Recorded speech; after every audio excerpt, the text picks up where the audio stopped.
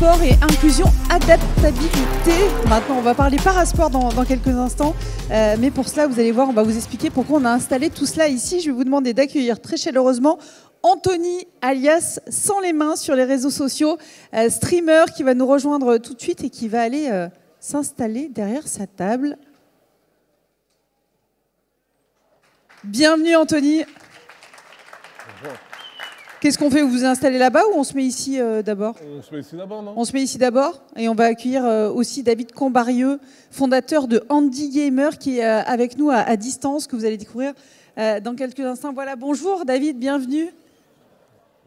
Bonjour, bonjour à tous. On vous entend parfaitement, vous allez nous raconter vos histoires, ce que vous faites ensemble aussi. Anthony, je commence avec vous, racontez-moi votre histoire et racontez-nous et comment les jeux vidéo vous ont aidé finalement à vous dépasser. Je vais m'asseoir moi aussi. Eh bien, bonjour, je m'appelle Anthony, j'ai 35 ans, j'ai eu un accident de motocross il y a 15 ans. J'avais ouvert mon magasin tout juste avant mon accident, que j'ai conservé malgré mon accident.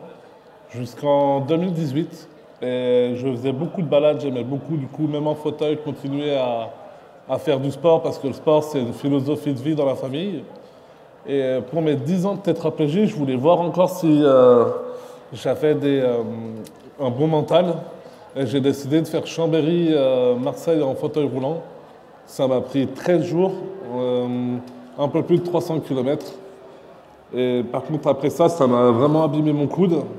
Et c'est là que je me suis mis à jouer et trouver une solution adaptée pour pouvoir jouer correctement.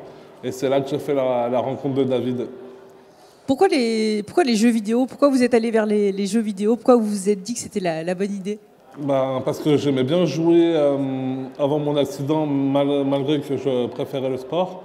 Et je sentais que là-dedans, c'est un endroit où je pouvais vraiment retrouver mon esprit compétiteur et vraiment aller retrouver un peu, parce que malgré que ce soit des jeux vidéo, ça reste assez physique, il faut s'entraîner, il y a une rigueur, il y a jouer, on va dire, bêtement et jouer plus, quoi.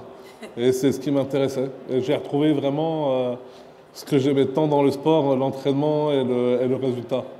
Vous allez nous expliquer avec David comment vous vous êtes rencontrés, mais David, je vous laisse vous présenter et nous dire aussi, vous, comment vous en êtes venu aux jeux vidéo. A priori, ce n'était pas votre spécialité à la base. Bonjour, David Combarieux. Donc moi j'ai 50 ans, donc effectivement je suis la génération des anciens gamers. Mais bon, plus sérieusement, disons que moi j'ai mon beau-fils qui a eu un accident qui est à peu près sur le même niveau de handicap que Anthony. Donc il a une tétraplégie relativement haute et donc très vite il m'a demandé de lui trouver des solutions pour pouvoir lui aussi continuer à jouer sur sa console. En fait, on s'est rendu compte, c'était en 2016-2017, on s'est rendu compte bizarrement qu'il n'y avait absolument aucune solution adaptée pour ce type de motricité. Et donc, tous les deux, on s'est lancé, on a lancé le projet Handy Gamer avec pas mal d'objectifs, c'était assez ambitieux. Aujourd'hui, le rôle du projet, c'est de trouver des solutions ergonomiques, de développer des solutions, des périphériques alternatifs, soutenir les joueurs en situation de handicap, leur permettre de participer à des événements gaming en présentiel ou en ligne, pouvoir acquérir le bon matériel adapté à leur motricité. Et aujourd'hui, on a d'autres actions. On est en train de démocratiser un petit peu toutes ces solutions auprès des professionnels. On travaille avec les hôpitaux parisiens, les hôpitaux de Lyon aussi, on a commencé, les grandes associations nationales, donc le Téléthon, APF, France Handicap. Et au bout de tout ça, il y a la compétition. Donc pour les joueurs qui ont l'envie et les performances, pouvoir favoriser leur inclusion dans l'e-sport, donc les compétitions amateurs et professionnelles. Donc ce qui est bien avec Anthony, là, qui est avec vous aujourd'hui, c'est qu'il représente vraiment toutes ces étapes de toutes nos actions, puisque voilà, il a aujourd'hui un matériel ultra personnalisé lui permettant de jouer, et il a atteint un niveau de performance que je pense pas beaucoup de gens ont sur ces jeux. Alors, je pense qu'il va pas être d'accord avec moi, j'ai l'habitude. En tout cas, on l'a compris, il veut pas jouer bêtement. Ça vous a fait sourire tout à l'heure. Ouais, tout à fait. Je vois très bien ce qu'il veut dire. Anthony, quand on a commencé à discuter, il m'a montré comment il jouait. Moi, je lui ai dit tout de suite, en fait, si tu as envie de montrer comment tu joues, c'est facile. Tu te mets une caméra, tu streams tes jeux. Et en fait, sa réponse, il m'a dit, mais je suis pas encore assez bon. Et ça lui a pris au moins 2 ou 3 mois avant qu'il commence effectivement à streamer en ligne, parce que monsieur n'avait pas le niveau suffisant selon lui, alors que je trouvais déjà que c'était assez impressionnant à voir. Comment vous vous êtes rencontrés et comment s'est fait l'évolution en fait? Alors, vous allez nous présenter après votre matériel effectivement ultra personnalisé, ultra sophistiqué, mais comment vous avez commencé au début? Vous aviez rien finalement, pas de matériel possible pour pouvoir jouer? Non, je jouais sur tablette, mais avec ma main droite, j'avais du mal. Alors au début, j'avais une éponge. Je jouais avec une éponge dans la main pour bien faire contact. Et j'ai demandé à ma femme de regarder s'il existait des solutions adaptées pour jouer. Je n'ai pas regardé moi, j'y croyais pas trop. Et en fait, elle m'a trouvé une énorme liste de matériel, dont les joysticks David vend. Du coup, je me suis rapproché un peu de tout le monde. Et après, j'ai commandé un peu de tous les éléments qu'il me fallait. Et quand j'ai eu David au téléphone, c'est un des seuls qui m'a semblé honnête et vraiment pour la cause. Parce que dans le handicap, c'est malheureux, mais il y a beaucoup de personnes qui sont là pour le profit et très peu vraiment qui sont investis et qui veulent passer du temps. Et David m'a vraiment apporté en fait tout ce que je voulais parce que j'avais des demandes très spécifiques. Est-ce qu'on commence à présenter votre matériel? Parce qu'effectivement, il y a beaucoup de choses. Vous allez nous raconter un petit peu. Et puis après, on va vous regarder jouer surtout. Parce que c'est bon, vous avez atteint le niveau qu'il faut pour qu'on vous regarde jouer, je crois. David, Anthony nous a raconté votre rencontre. Je voudrais que vous me racontiez, vous aussi, avant qu'il se mette en place pour nous montrer son matériel. Oui, mais c'est vrai qu'Anthony, il était assez exigeant, assez précis sur le matériel qu'il cherchait. En fait, tout de suite, il m'a dit qu'il voulait jouer avec la bouche. Donc là, je dévoile peut-être un peu trop ce qui va se passer sur scène. En fait, c'était un petit peu la première fois que j'avais ce type de demande. C'est vrai que nous, sur les solutions qu'on avait commencé à développer, c'était plutôt des joysticks adaptés avec des formes différentes, donc plutôt pour jouer avec les mains, les poings, de façon un peu différente de la manette classique. Et Anthony m'a dit, moi je veux tout faire avec la bouche, je veux des contacteurs, un joystick, je veux jouer à tel jeu. Et donc on a réfléchi, on a fait des essais avec un joystick un peu bricolé au début, et puis après on a trouvé le matériel qu'il a maintenant, qui s'appelle un quad stick.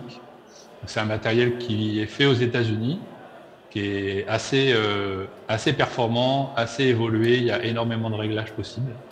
Donc je pense qu'Anthony a mis beaucoup de temps à tout régler pour qu'il ait le maximum de confort de jeu.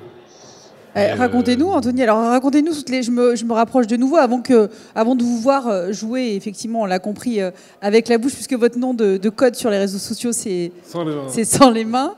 Qu'est-ce qu'on trouve du coup sur cette table-là? On va dire que l'élément le plus intéressant, c'est ce que j'utilise à la bouche.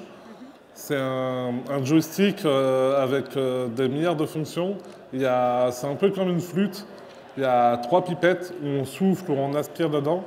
On peut en faire plusieurs en même temps et du coup, il y a juste à faire les programmations. Et on peut utiliser aussi ce système comme souris pour faire des tâches un peu complexes en informatique, du graphisme et tout ça. C'est pas que fait pour jouer. C'est vraiment avec des milliards de possibilités, c'est incroyable. Vous avez mis combien de temps pour en arriver à ce matériel-là?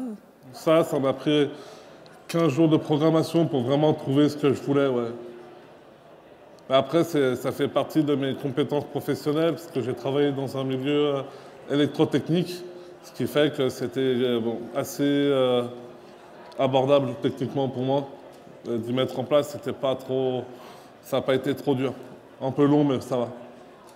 On vous regarde jouer ou pas? Eh ben allez. Allez, on vous regarde jouer, je vais me rasseoir. Et David, je voudrais peut-être Je sais pas, est-ce que... Allez, on vous regarde jouer comme ça, sans demander, ou David, vous pouvez commenter aussi. Je sais pas comment on fait. Alors moi personnellement sur ce type de jeu, je suis absolument nul, donc je vais pas pouvoir vous donner une leçon très précise.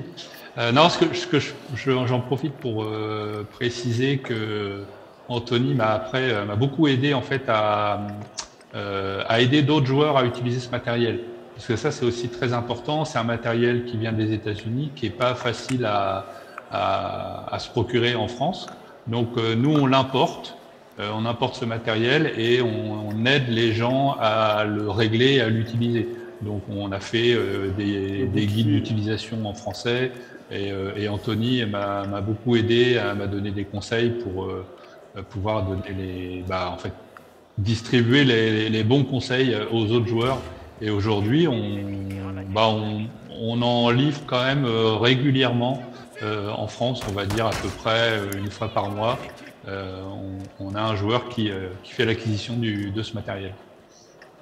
Parce que l'idée, évidemment, on parlait d'adaptabilité, c'est d'adapter le matériel à chaque handicap.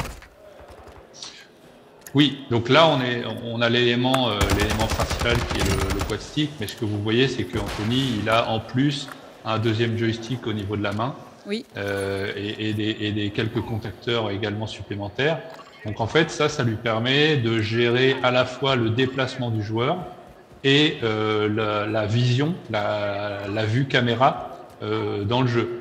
En fait pour résumer, en gros, on reproduit l'utilisation des deux joysticks qu'on a sur une manette de jeu normale. Donc, sur une manette de jeu, on a le petit joystick de gauche, le petit joystick de droite.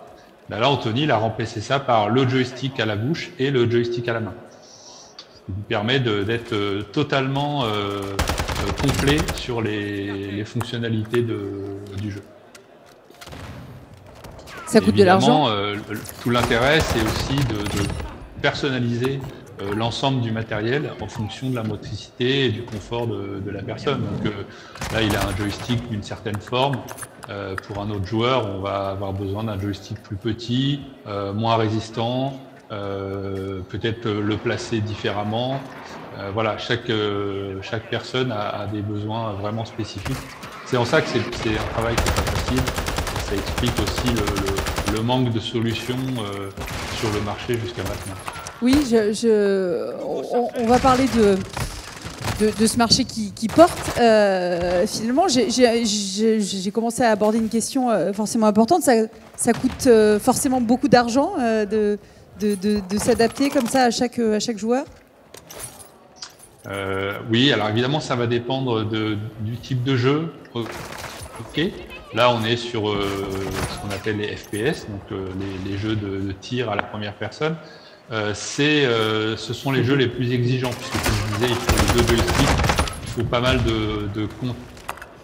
d'actions de jeu en complément pour tirer, se coucher, courir, etc. Il y a des jeux plus simples. Il y a des personnes en situation de handicap avec des handicaps parfois qui arrivent parfaitement à jouer sur des jeux FIFA, des jeux de voiture par exemple, où on a juste à accélérer, freiner et à tourner la direction. Donc en fonction des jeux et en fonction des joueurs, le matériel est différent. Au niveau des prix, le quad stick, quand on l'importe des États-Unis, on est de l'ordre de 600 à 700 euros, parce qu'il y a les frais de douane, il y a les frais de port, etc. Donc ça fait partie, on va dire, des matériels les plus chers. Après, on a vraiment tous les prix. On a des petits joysticks qui peuvent être à quelques dizaines d'euros, à certains joysticks très très précis, très sensibles, qui peuvent être des fois à 200 ou 300 euros. Donc ça va dépendre vraiment du besoin. Anthony, j'imagine que vous n'avez pas envie forcément d'arrêter de jouer, mais... Pardon, je voulais rentrer mon couteau. Mais merci pour cette démonstration. Je pense qu'on peut... On peut l'applaudir. J'ai encore une question pour David, mais après on va vous laisser poser des questions parce que je suis sûre que vous avez des questions aussi. David, je lui disais, on imagine que c'est un marché qui porte parce que ça n'existait pas. Donc comment Comment ça se passe? Est-ce qu'il y a des grandes marques qui font appel à vous, à vos compétences pour développer ce marché? Alors c'est un petit peu compliqué. En fait, on va dire que les grandes marques commencent à s'impliquer un petit peu sur le sujet. Il y a une solution qui a été commercialisée par Microsoft.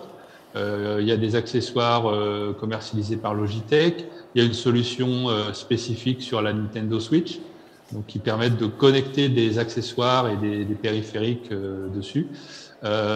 Donc tout ça, on les trouve maintenant sur le marché assez facilement.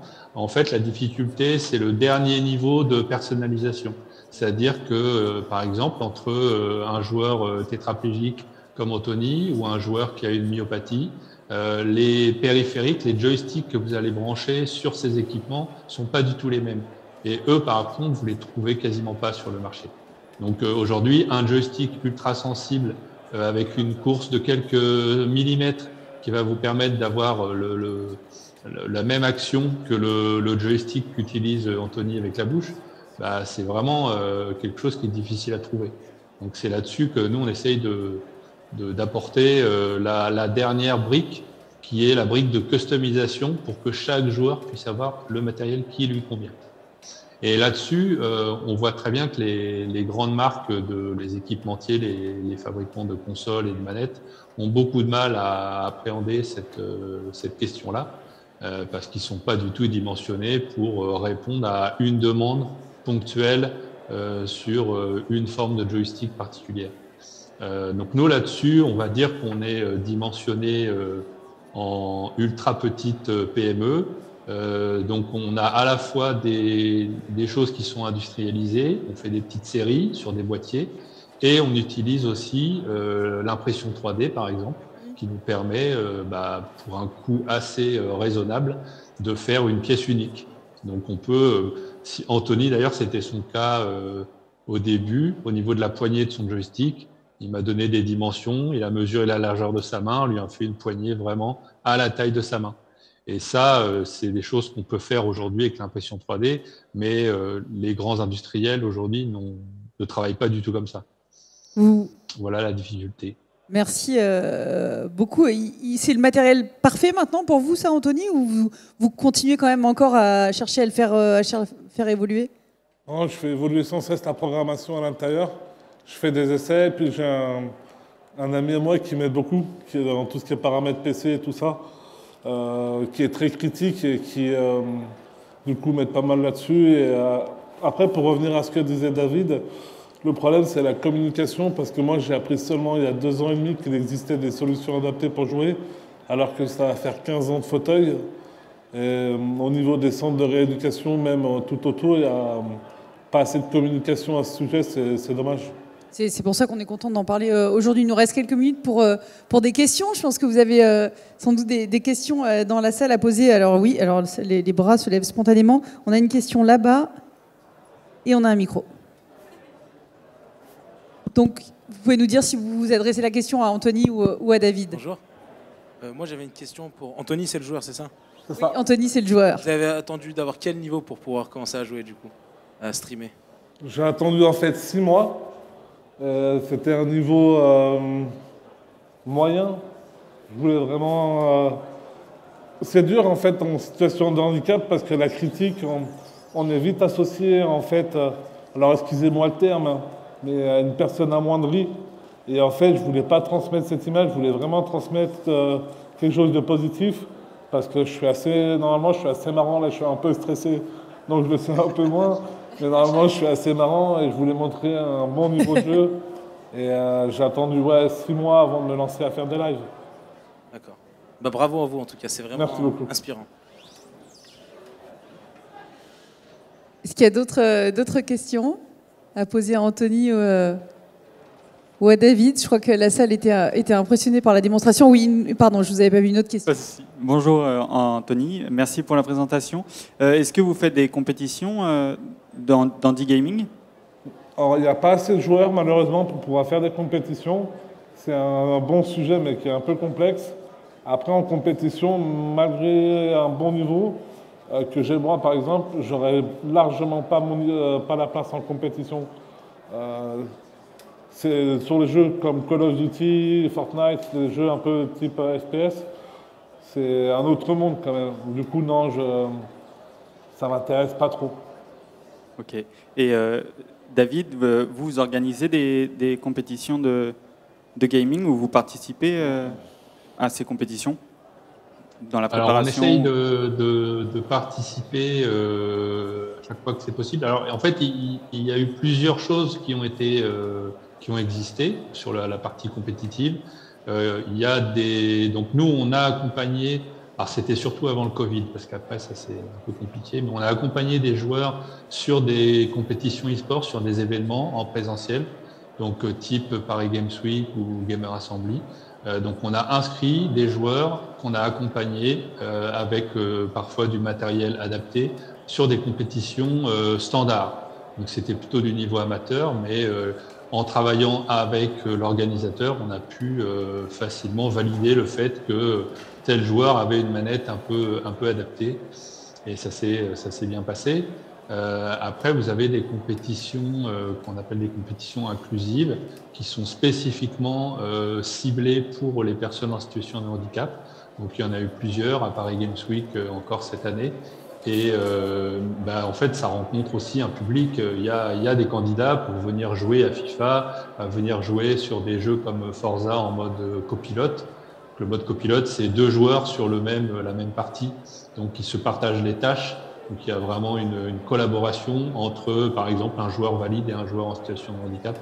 Donc ça augmente, on va dire, le besoin de collaboration entre les 2 joueurs, et c'est plutôt un message sympa aussi. Donc voilà, tous ces formats ont existé. Aujourd'hui, par contre, si on va sur les circuits professionnels, c'est encore très très timide. Il y a une équipe aux États-Unis, une équipe de joueurs, je crois qu'ils sont tous avec le quad stick.